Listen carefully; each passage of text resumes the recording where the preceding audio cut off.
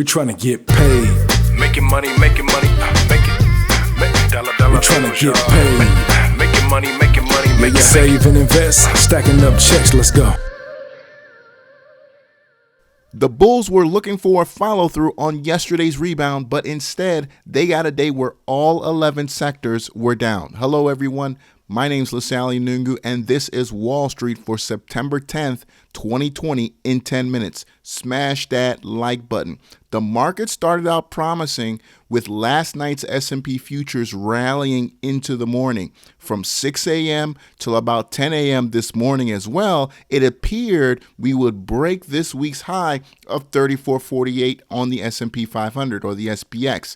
That attempt was in vain because by 1040, it became very clear that the buyers just weren't all on board. Immediate rejection on the hourly crossover on QQQ. In fact, if you pull up the weekly chart, QQQ could possibly lose the 25 moving average for the first time since April. What a massive turnaround in events for just a couple days ago. It looked like everything was going right. Every FANG stock is below the 20, the 50, and even the 200 moving average on the hourly chart. Tesla, not looking good, but did figure out a way to close up. Tesla Battery Day is September 22nd and will be streamed live. I do have the link to that stream in the description. If you're home, that's going to be fun to watch. You can bookmark it now. Tesla is expected to deliver a battery that will go up to 1,000 miles without charging. Right now, the maximum is 400. That battery will also be low cost enough, enabling these EV cars to be sold for the cost of traditional gasoline powered cars. That's a game breaker, folks. And that's going to be something that should send the cost of Tesla stock higher. But nothing's been guaranteed lately. We'll see how that plays out. It's all had to do with the U.S. Senate failing to advance a coronavirus stimulus bill. Senate Republicans failed to advance the bill as the package fell short of the 60 votes needed to pass. This bill included a $300 a week unemployment bonus, as well as $400 billion in federal funds we know will end up in the coffers of publicly traded companies. We got to be honest here. This rally is fueled and funded by stimulus, and we need stimulus to keep it going. Plain and simple, whether it's from the Federal Reserve or from the federal government. Again, I'm not ready to call the good times over. That would be at QQQ, probably 240, 214. At that point, you can say, hey, this isn't working anymore. But what's really the likelihood of us going, below 3,000 is pretty small. Why? We're going into the holiday season. That's expected to be the best ever for tech stock, the best ever for e-commerce. Let's talk about that. Everybody's home. Retail is destroyed. If you're buying gifts for family this year, you're buying it online. Not that you haven't already, but this year, you're going to be buying a lot more. You haven't spent as much money, right? Yes, Sal, I do know that there's 24 million unemployed people out there, but guess what? When it comes to Christmas, the pressure is on for you to deliver for your kids, for your family, and important friends. It's so great. And guess what? You're going to find the money, right? You're going to find the money to buy some Christmas gifts because this is America, and we put unnecessary pressure on people to spend money they don't have, right? But you don't want people looking at you crazy, so you're going to put it on a credit card. You're going to find some kind of money to make it happen for the people you love. Things just get worse and worse for oil. Everyone is working from home. It's just taking such a toll, even on the gas stations. I mean, there's several local stations here that were once 24 hours. Now they're closing at 10 p.m. I have a local 7-Eleven up here. When I didn't feel like cooking, I'd go up there to grab, just a ton of jumbo hot dogs. Where I go up there the other night and the place is closed. Man, I was pissed. XOM down 250 Exxon, 2.5% today alone. That one is definitely probably going to reach the lows of $30. Chevron, CVX down 3.67% now. $78, looking for the low at $52.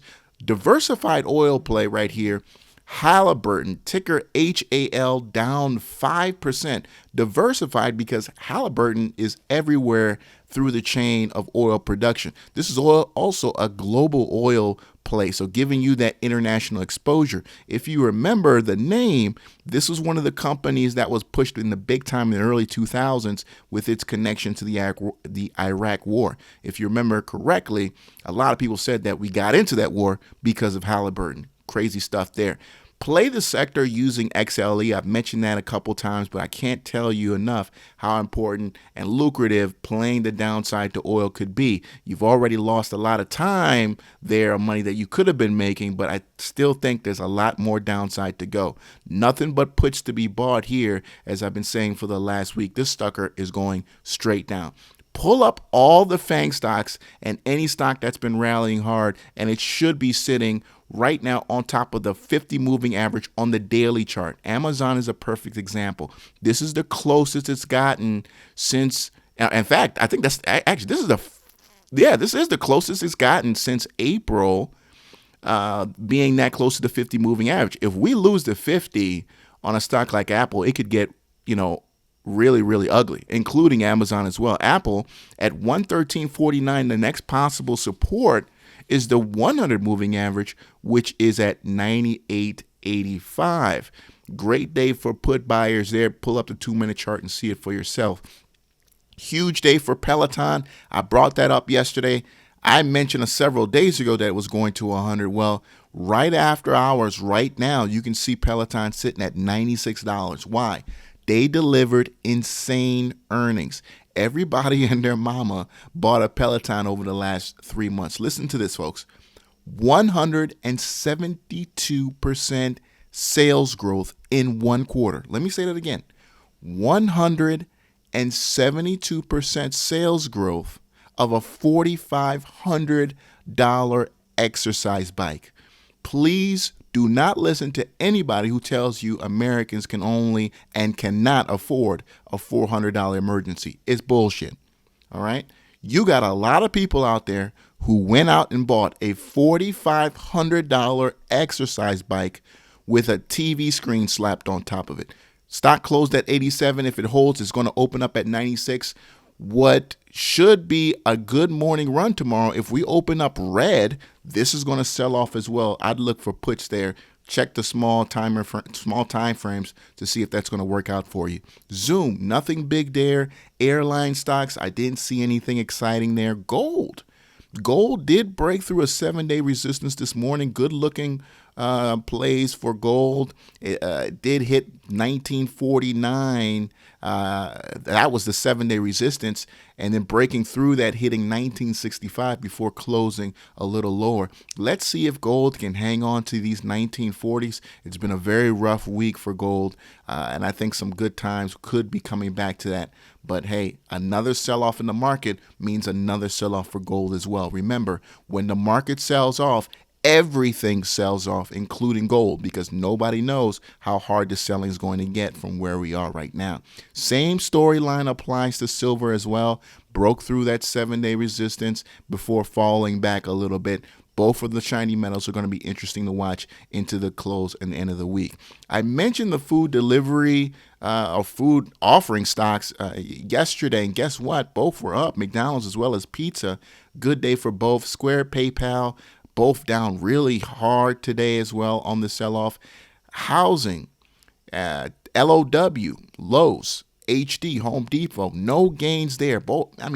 This is hard to talk about, folks, because this was truly an ugly, ugly day for those who hold stocks. If you're not someone who likes to short, so someone who likes to buy puts, you didn't make any money today. But the guys who do like to do that found a lot of opportunities in the market today. Tomorrow is another trading day.